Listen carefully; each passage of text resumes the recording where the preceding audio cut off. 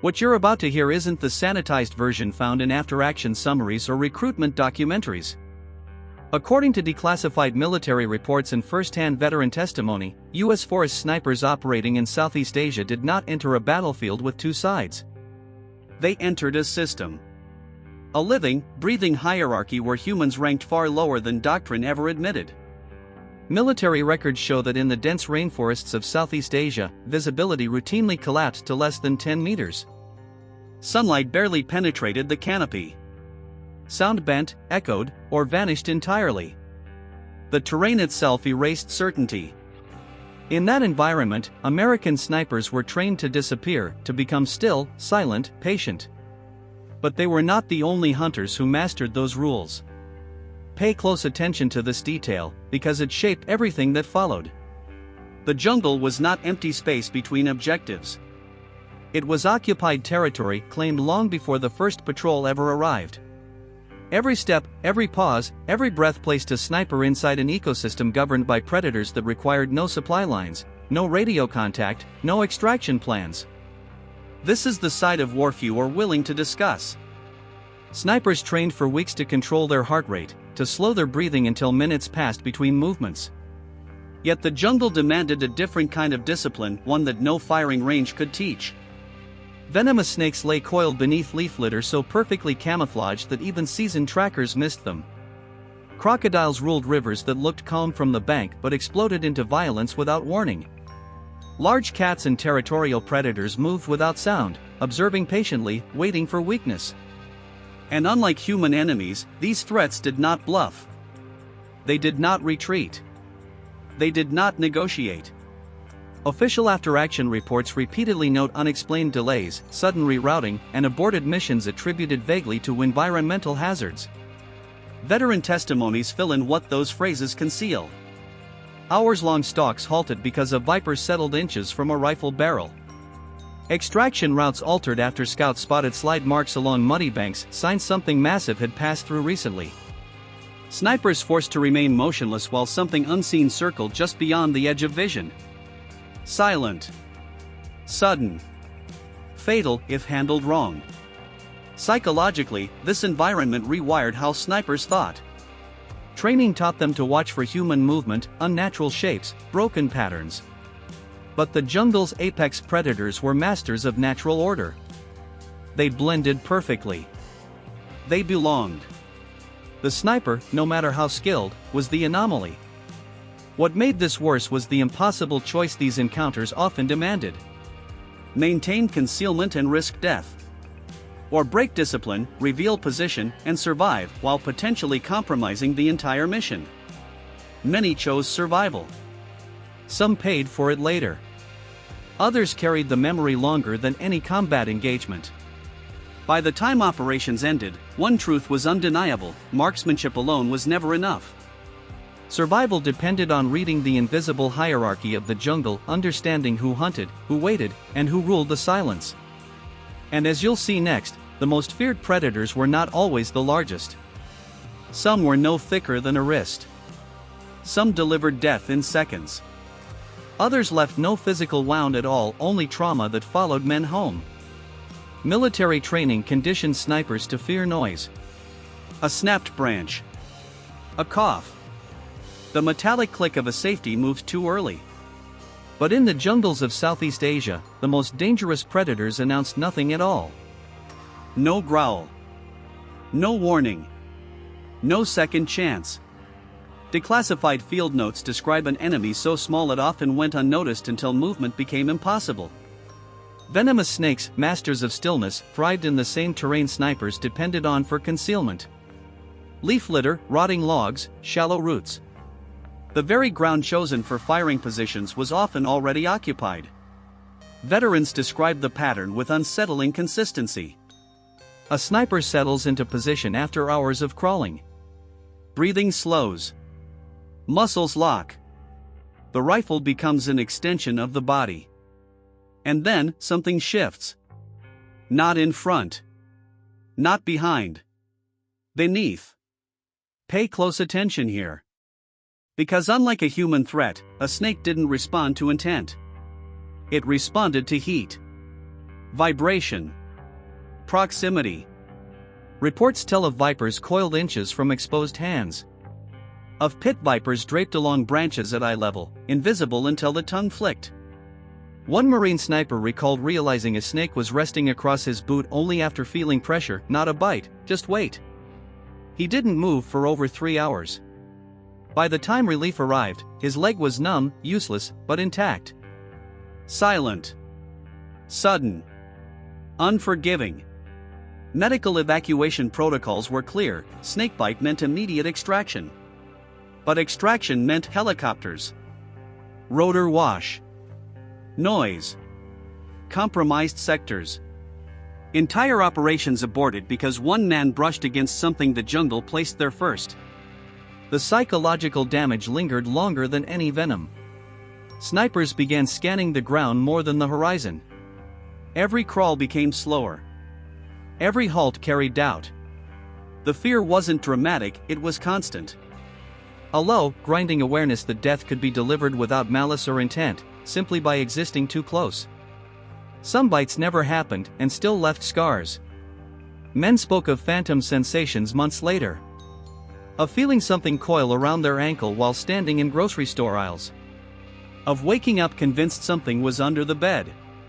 Combat stress usually comes from what you see. In the jungle, it came from what you never did. This altered behavior had consequences. Missed timing windows. Delayed shots. Moments where hesitation replaced instinct. Snipers trained to wait now hesitated to settle. The environment dictated tempo, not command. And snakes were only the beginning. Because while some predators waited beneath the leaves, others ruled the water. And once a sniper entered their domain, concealment became a liability and silence could get you killed.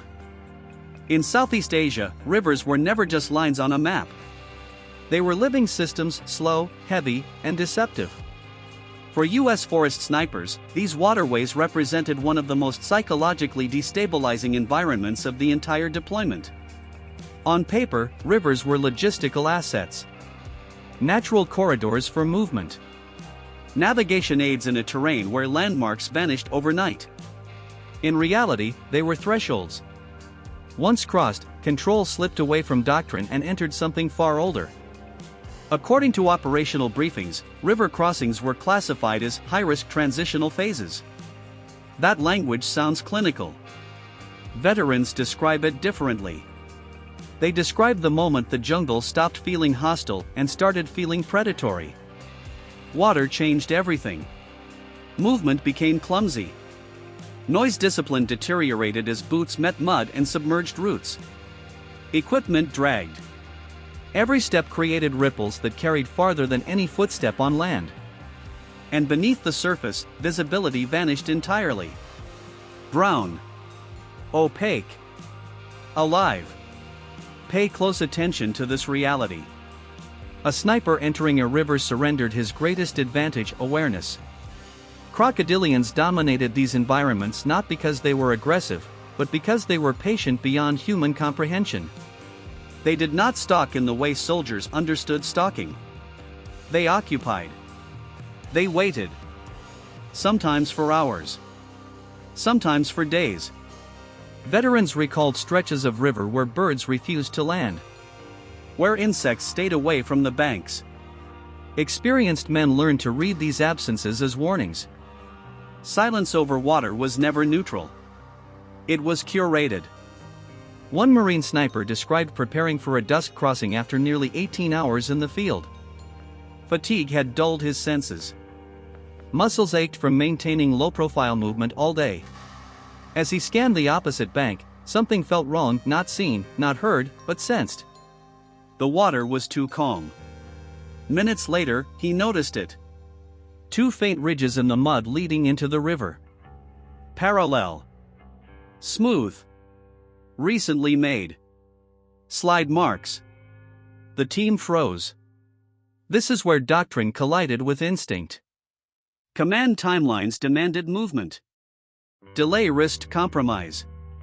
But crossing meant entering a predator's kill zone blind.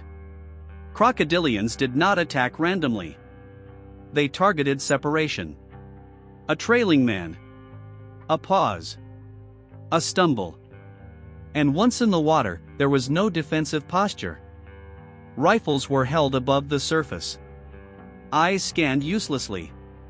The only warning, if it came at all, would be vibration or impact. Sudden. Violent. Final. After-action reports note unplanned route adjustments due to wildlife presence. Veterans describe the reality: entire missions redirected because someone spotted a single eye breaking the surface. One dark shape was enough. Not because of fear, but because experience taught them what followed: complacency. The psychological toll was cumulative. Water stopped being a passage and became a threat to be negotiated. Snipers learned to test riverbanks with poles.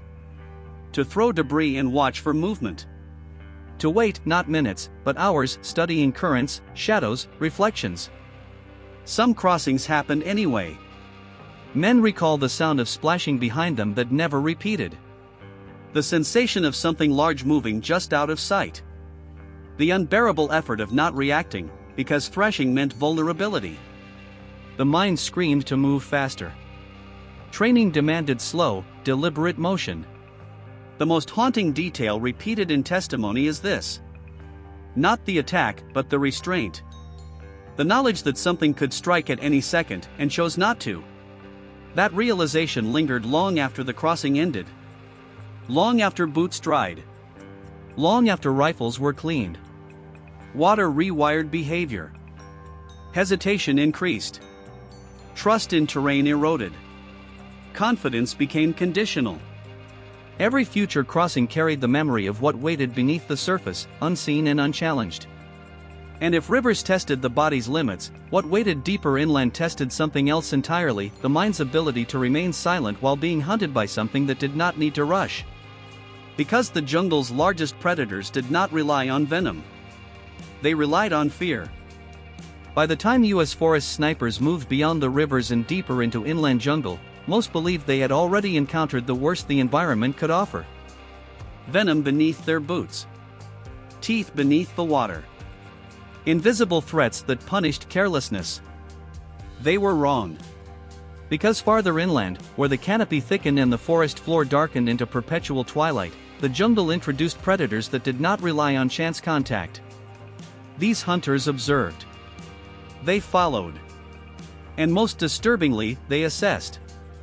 Large territorial predators in Southeast Asia moved through the forest with a confidence no human patrol could match. Their bodies were built for silence. Their senses calibrated for low light, dense foliage, and long periods of stillness.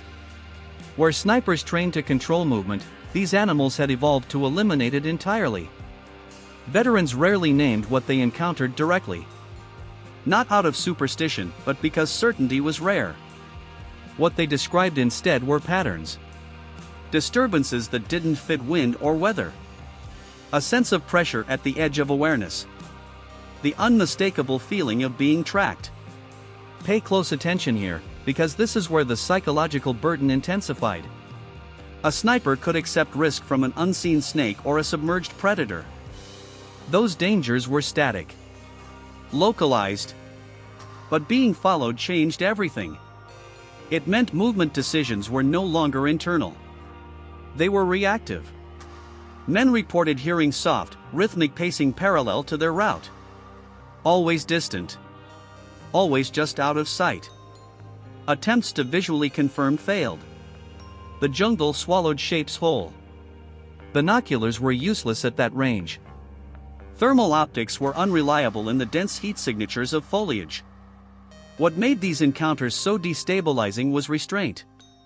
These predators did not charge. They did not test defenses.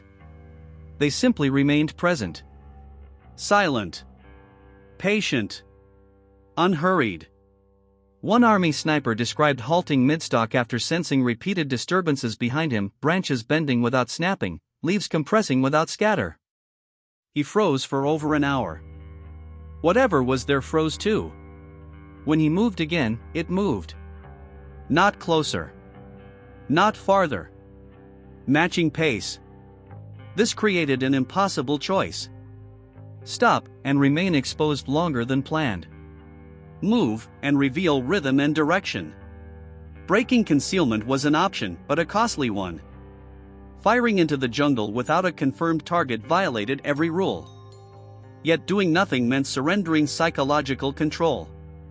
After-action reports never mention these moments. They appear instead as delays, deviations, unusual pauses in movement. Veterans fill in the blanks with tension that never resolved. The longer these encounters lasted, the more they eroded focus.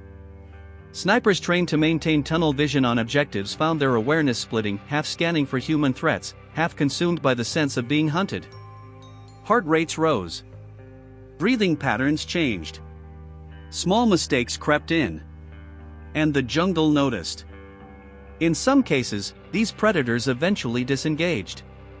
In others, a sudden sound, a cough, a shift in gear ended the stalemate. No attack followed. But the damage was already done. The mission tempo was broken. Confidence shaken. Trust in stillness compromised. The most severe consequence was internal. Veterans spoke of returning home hyper-aware of space behind them, of sitting with their backs to walls, of reacting to soft footsteps with immediate adrenaline spikes. The jungle's lesson followed them out. What haunted many was not the threat of death, but the realization that they were not the apex presence they believed themselves to be. In that environment, marksmanship meant nothing without dominance. And dominance belonged to something else. As deployments ended, one truth emerged across testimonies: the jungle didn't need to attack to win. It only needed to remind men quietly, relentlessly, that they were never alone. And in the final reckoning, those reminders accumulated into something heavier than fear. They became memory. By the end of their deployments, most U.S. Forest snipers could no longer separate combat memory from environmental memory. Enemy contact blurred with animal presence. Threat indicators overlapped. The jungle had rewritten the mental map they once relied on. What official records ultimately reveal is not a catalog of attacks, but a pattern of influence.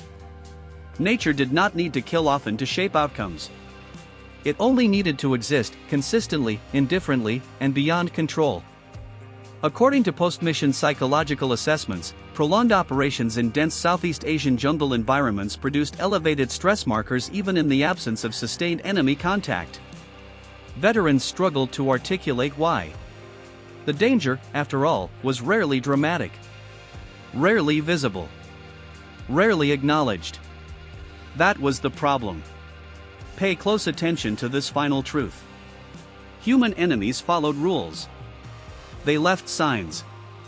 They made mistakes. They could be anticipated. The jungle did not.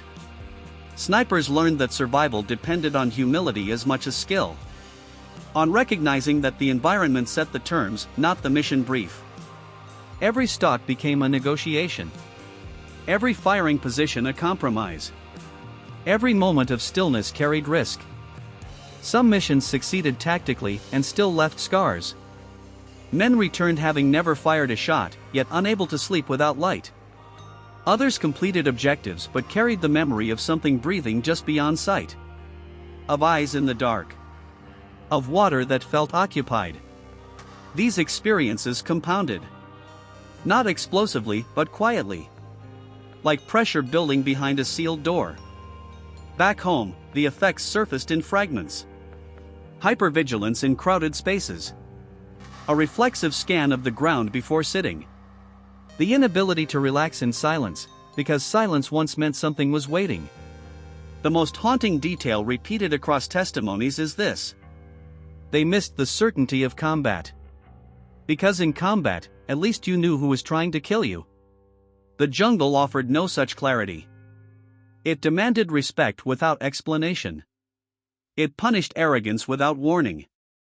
And it reminded even the most disciplined professionals that humans are guests, temporary ones, in certain environments. When rifles fell silent and deployments ended, the jungle did not follow them physically. But its hierarchy did. Its lessons lingered. Its presence remained etched into memory. Not as fear, but as awareness. And that may be the most enduring legacy of those missions. Not the shots taken or avoided, but the understanding that survival, in its purest form, often depends on recognizing when you are not the dominant force. To the men who endured that silence, who learned to read absence, stillness, and shadow, we owe more than acknowledgement. We owe respect. For carrying experiences few can fully understand. And for surviving a battlefield where the enemy was never obligated to reveal itself. If this story revealed something you've never heard discussed before, consider supporting the channel. Like, subscribe, and remember, some wars don't end when the mission does. They simply grow quieter.